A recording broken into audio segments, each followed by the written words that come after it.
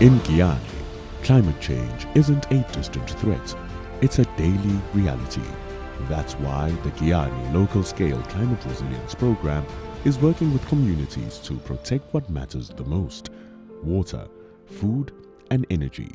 Rooted in local knowledge and driven by real need, this program is helping Giyani adapt, grow and thrive, now and into the future.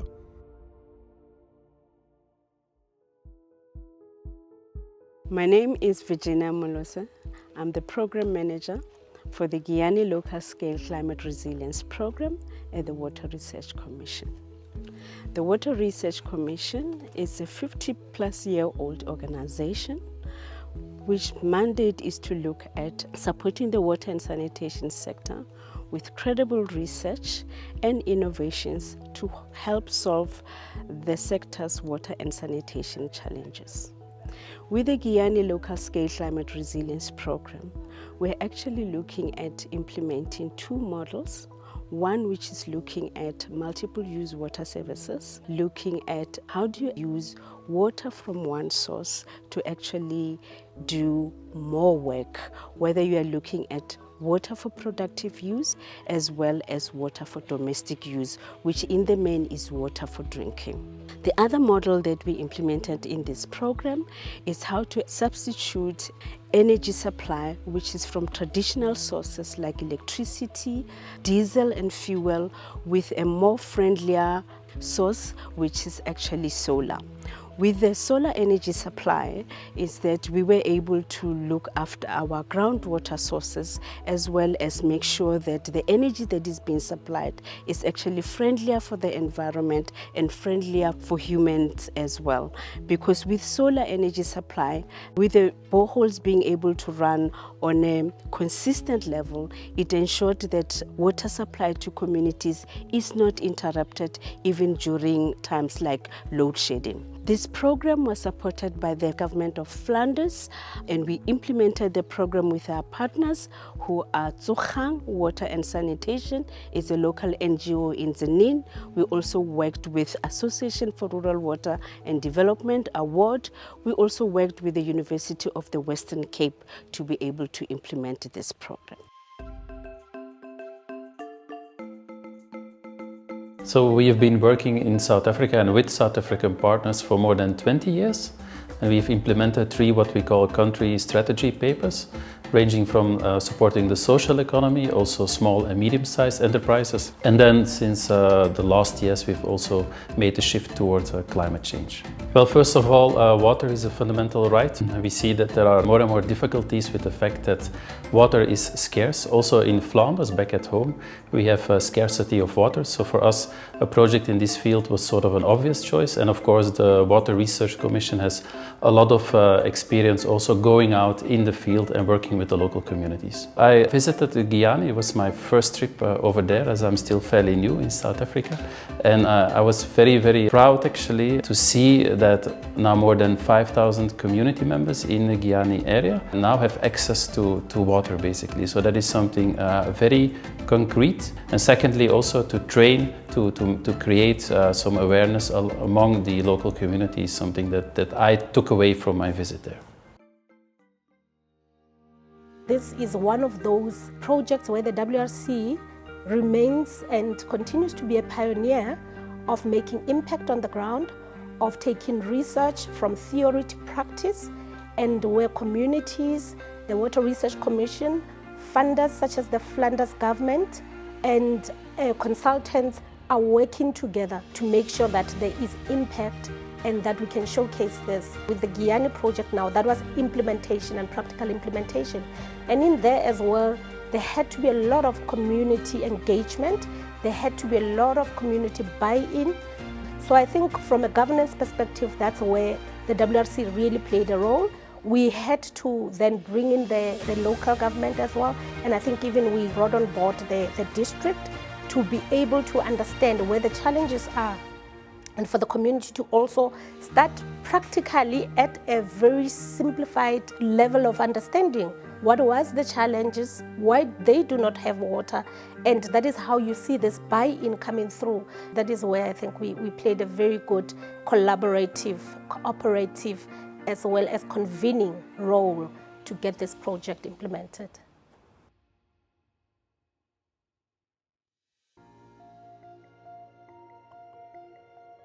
What you're seeing today are really programs or projects that actually need to be institutionalized. They need to find an institutional home. We're talking here about prototypes, doing new things, transforming practices in a particular space. So obviously when you do that, you need to work with a whole lot of partners. So when you do that, you need to be building up evidence so that you can convince a partner that this is a better way of doing something, either under climate change, or if you have reduced rainfall, if you have situations where the context has shifted. You often have to work with the whole village, the whole community, because you will not transform a situation such as this without taking family structures into account, traditional leadership and so on. So when I talk about institutionalization, we're talking here about working with a number of spheres of governance. So that needs to be coordinated and designed, meaning that you need to work all the time with these entities so that by the time the program has come to an end, there's a very good understanding of what this project means, what it offers local government, and how it can change a particular situation. We conducted an initial baseline survey with the communities, and the communities voiced their concerns. The first concern was lack of water supply, so lack of infrastructure or damaged infrastructure or infrastructure that was vandalized or in need of maintenance and repairs. When there was water supply, this is often irregular and intermittent, so the communities don't have a secure water supply. And the third concern that they expressed is the distance that they have to travel to fetch water, whether it is from the river or from a borehole or from a delivery water truck that gets sent by the municipality. And this concerns especially women who are the drivers of activities in the households. What really makes this program successful was actually different partners that we actually have, as part of the program. They brought, different experience that actually assisted us to know what we are actually doing. We actually have 3 RAs, result area, in this program. There was result area 1, which was led by the Water Research Commission and award. So there was also result area 2, which was more like, capacity building, infrastructure and stuff like that. That area was led by Tsogang Water and Sanitation together with the University of Western Cape. And we also have RA3, which looks more into the economic part of the program. That was actually led by the Water Research Commission again. In these communities, it's like we have this project before, but they actually failed because there was this high level of vandalism, theft and stuff like that.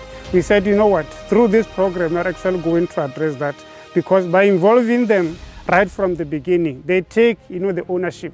If they see somebody come here, it's either to steal or to vandalize, they are actually the very same people who will actually say, not about what is us. They will actually stop them.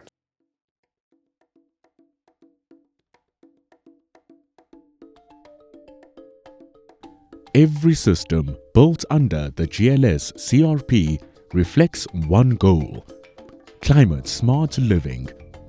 Aquaponics and hydroponics support food security using less water. Solar panels bring renewable energy to remote areas. Reverse osmosis and drip irrigation turn resource scarcity into opportunity. This isn't just about pipes and panels. It's about infrastructure as a foundation for dignity, independence, and long-term well-being.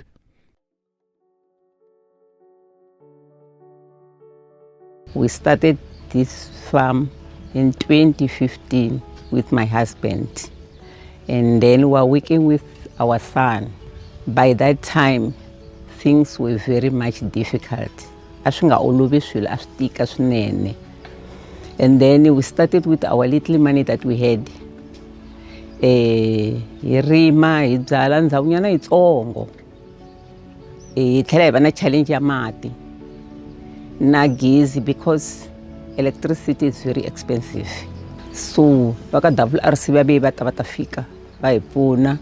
Loko va ta va fike va vona ku ri ha karhi ha ti karhata hi swilo swintsongo hi karhi hi endla swona. Swi va motivate na vona ku va kota ku vona ku ri va nga nghenelela ku va hi pfuna. So loko va ta va fike va hi pfuna la va hi endlele a reservoir ya ku chela mati, va hi endlela ti-toilets na ti-office na storeroom, va tlhela va hi endlela na ti-hydroponics. So in short vanhu lava hi pfune ku we're struggling. A ho endla piece nyana yitsongo leyi a hi rima aka yona, mara loko va ta hi pfuna va hi nyika na ti-drip irrigation, ti-irrigation swa ku cheleta hi swona, va hi endlela sweswo, va hi hoxela ti-solar. So sweswi hi tirhisa ti-solar, ho tirhisa just energy from the sun instead ya ku va hi xava gezi. Se swi hi pfune ngopfu sweswo lero ku vulavula ntiyiso I don't know what I can say. I ku khensa ka leswi va nga hi pfuna swona. Lero hikuva va hi pfune hi ndlela yaleyo my willing i ku ya mahlweni na ku tirha hi matimba ku komba appreciation ya swilo leswi va nga hi endlela swona. Vito ra mina Meponani wa ka Ntimba, me chairperson ya Hlambeto Cooperative, and then a hi rima mara swa hina swi nga ndli swona leswi a swi lavisa swona, and then ku humelela va ka Water Research na Tsugangi na van'wana va fika, and then va fika va hi pfuna hi fence, mathangi, ti-solar na borehole. Swi kuma na ku community ya hina leyi eze mi yi vonaka a yi ka mati nkoveni yi safara swinene, sometimes mati ma hela ku va ku nga ri na mati nkoveni. And then loko ku fike project leyi yi fike endla swilo swi va simple because va fike va endlela borehole, va hi endlela mathangi, and then community yi va simple ya oloveriwa, hi kota ku kuma mati kusuhani, and then mati hi kota ku yi nyiki Tuesday na Friday, and then va kota ku Tuesday va kama ku tirhisa Wednesday, Thursday hi Friday, and then va kota ku hlantswa uniform ya vana na timpahla ta vona. And then community pfunana ku nayo I security ya hina ya ndhawu leyi ya hina. WRC came after 2014, after we've registered as a cooperative. I met Dr. Jovanovic somewhere in meetings. From there, he said, I'm working with Water Research Commission and can we come to the farm? I said, no, you are very welcome. As you know, farming requires a lot of water, and Water Research Commission gave us a reasonable amount of water to can begin to talk sustainability. In 2013, we came together with another group of young people. We formed a cooperative. On the process, we had no information about farming. So likely in 2014, we met Professor Nebo.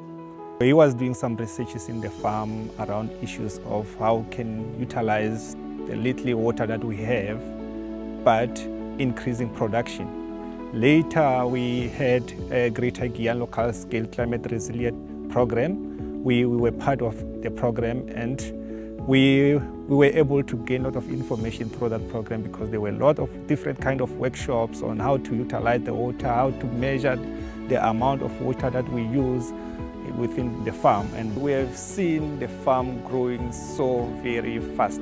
We used to have about 2 to 3 people working in the farm, but from last year, the average number of people is around 10, and we are able to sustain these people throughout the year. We are very grateful for this 3-year intervention, collaborative work from diverse stakeholders, and the funding that has given roots to the project implementation on the Giyani Climate Resilient Program.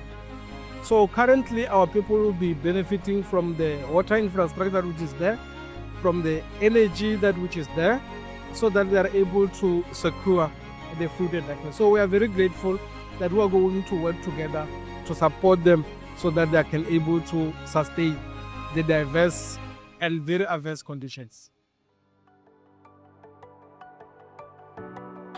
Prof, it has been a great 3 years of implementing this program. We have learned so much as partners in this program, one of which that comes to mind is how you cannot get in the way of trying to replace the work or the role or the mandate of municipalities or the Department of Water and Sanitation with these projects. Ours was just to really augment what is already there so that communities, while they wait for those kinds of big projects, they are not left without water services. Yes, that's right. These decentralized water supply systems powered by renewable energy, they proved to be a viable, urgent intervention. They are decentralized in terms of water supply because the water comes from the boreholes, and decentralized in terms of power supply. So that's the solar energy. And they are not meant to replace the main bulk water supply, but they can always be used to complement it. What is really important with these kinds of programs, Prof, it's the sustainability component. We have spent 3 years investing in communities in terms of skills development through training that we have provided so that when we are not here, they are able to look after these systems. The systems themselves are able to last them longer. That should not absorb the responsibility from Mopani District Municipality to be able to do operation and maintenance of highly technical work that communities can do. And if this co-management arrangement can work, I think we can be sure that even 20 years from now, these systems will still be around and be of value to the communities. We can be confident of that. Yeah. From evidence to action, and from local innovation to national relevance, the Giyani Local Scale Climate Resilience Program offers more than results. It offers a replicable, people-driven model for climate resilience, one that speaks to policymakers, development partners, and communities alike. This is not just Giyani's story, it's a roadmap for climate action across South Africa and a contribution to global resilience built from the ground up.